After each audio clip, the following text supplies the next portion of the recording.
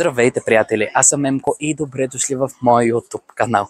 Обещах ви, че следващото видео ще бъде от най-голямата ледена пещера на света, но за голямо съжаление там беше забранен изцяло достъпа на снимане, дори и за снимането на снимки.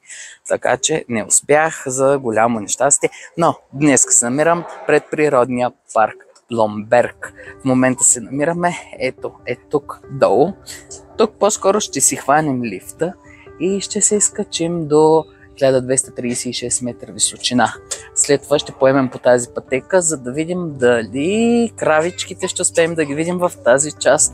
По принцип има свободно живеещи крави, а след това ще отидем също така и в този район, за да хапнем вкусна баварска храна и да опитаме естествено немска бира. Но преди това може да се абонирате за канала ми с камбанката, за да не пропуснете нито едно видео. И хайде да тръгваме!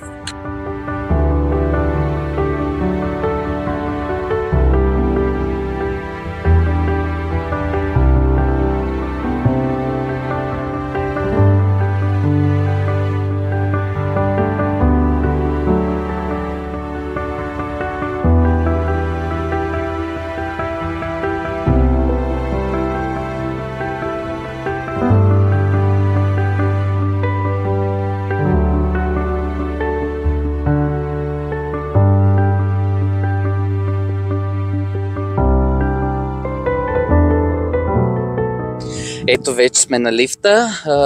16 евро се плаща за лифта на човек, отиване и връщане, а иначе ако естествено решите да го изкачите, няма никакъв ход. Има и друг вариант, по който можеш да се спуснеш надолу. Това е с дълга парзалка. Те са и такива като колички в едни парзалки, но такова съм се возил на остров Тенерифе в Джангъл парк, но този път предпочетохме, че ще слеземе и с лифта надолу.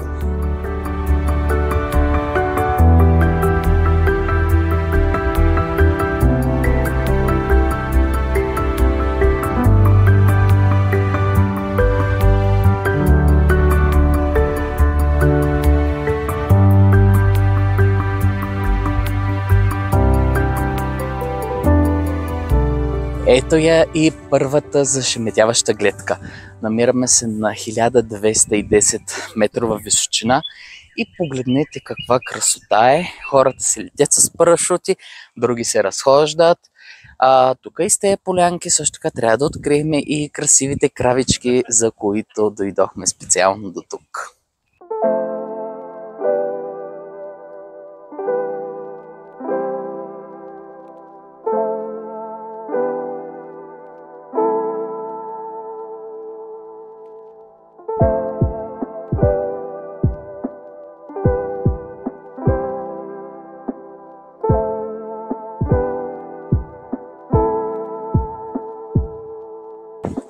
Хора, обичам да съм сред природата.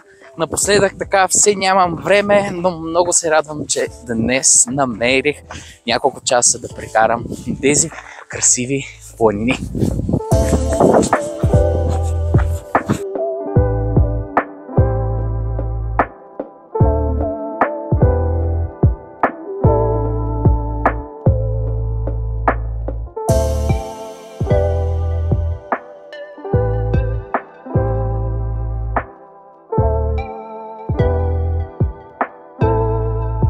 Когато бях дете и с парка на младежта в Русе, имаше най-различни такива цветенца точно където са тук. И на ето и тези им казвахме гохарчета. И много обичахме да правим така. Еде!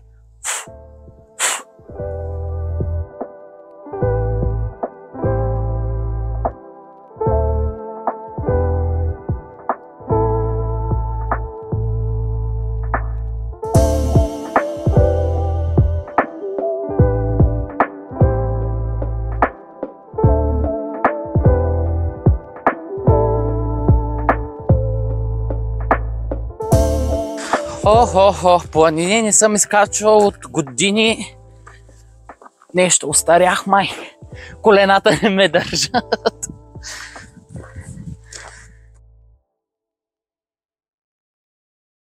Значи Тук покрай Мюнхен страшно много ми хареса, че наистина има много красива природа и много места, на които да дойдете и да се насладите. Всеки уикенд може да посетите подобни места в радиус на около час, час и половина път с колата. Наистина това място тук е приказно, Алпите се виждат, най-високите върхове са все още заснежени, макар и да е май месец. Кравите, няма ги кравите, не знам защо винаги са били тук точно на тази поляна, но както се казва по закона на Мърфи, няма този път. Така че в момента оставям ви да се насладите от дрон кадрите на тези прекрасни планини.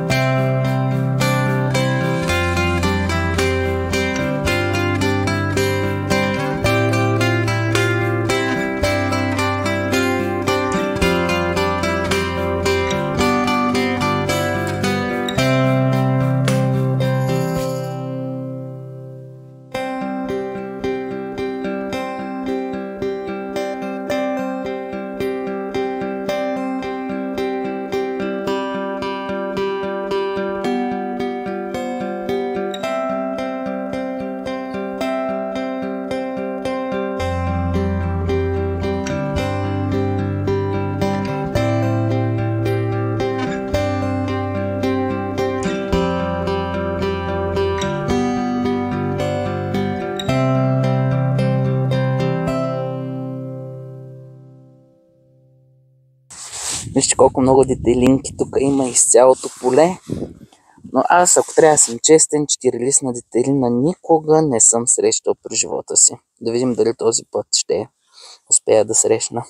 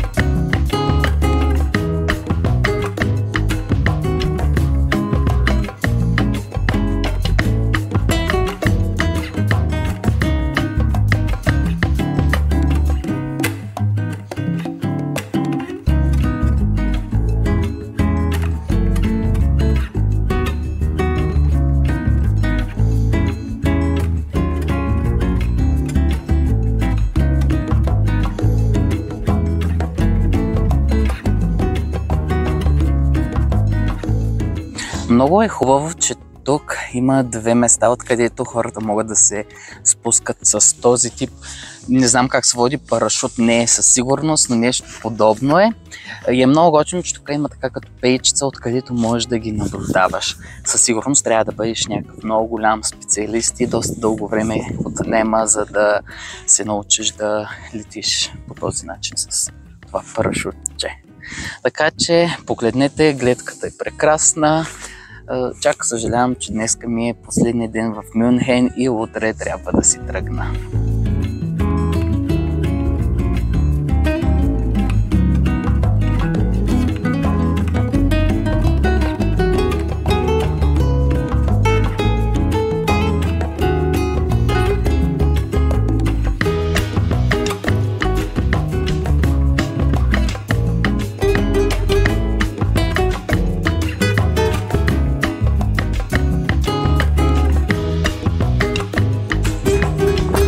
Време за хубава немска бира и вкусна баварска храна. Хайде, приятели!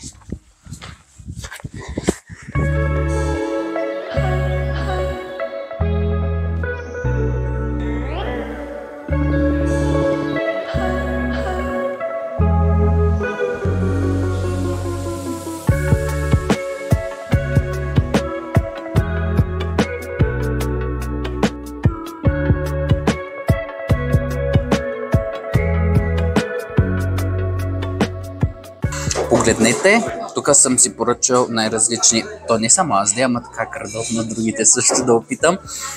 Погледнете, тук имаме виенски шницел с картофки, тук в такива пакетчета слагат майонез, кетчуп, разбира се традиционен каривурст за Германия. И това нямам се надея как се казваше, беше много измишлетено, макарони с различни сиренади, лук и пържен обикновен лук. И разбира се, немска бира. Здраве! Предлагам да почнем да опитвам от каривурста, защото аз в принцип не обичам изобщо кари, ама нека да видим. Може това да е хубаво. С червено сосче. Начинчиката е много хубава. Би казал, ще бъде перфектно, ако нямаше карито, но пак казвам, това е моето нещо. А сега хайде да опитам и самия шницел. И даже тук са два. Погледнете го от свинско филе. Ето, свинско филе.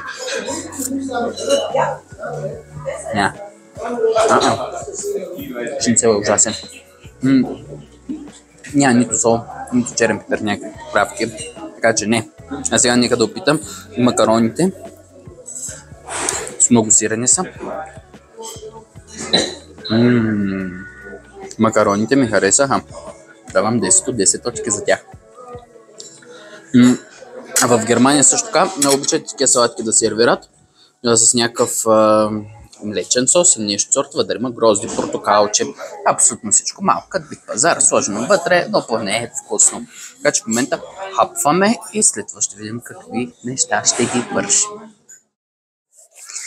Беше много вкусна храната и след тези вкусоти, точно пред самия ресторант има една много красива поляна, откъдето ще пуснем дрона и ще видим Алпите под друг ъгъл.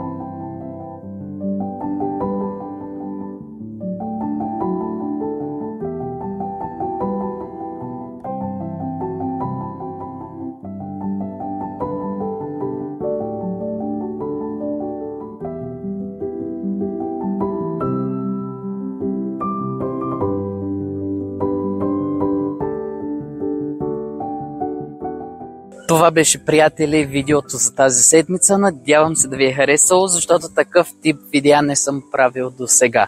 И ако ви хареса, може да се абонирате за канала ми с камбанката, за да не пропуснете нито едно видео. Обичам ви, приятели, и ще се видим с вас следващата седмица.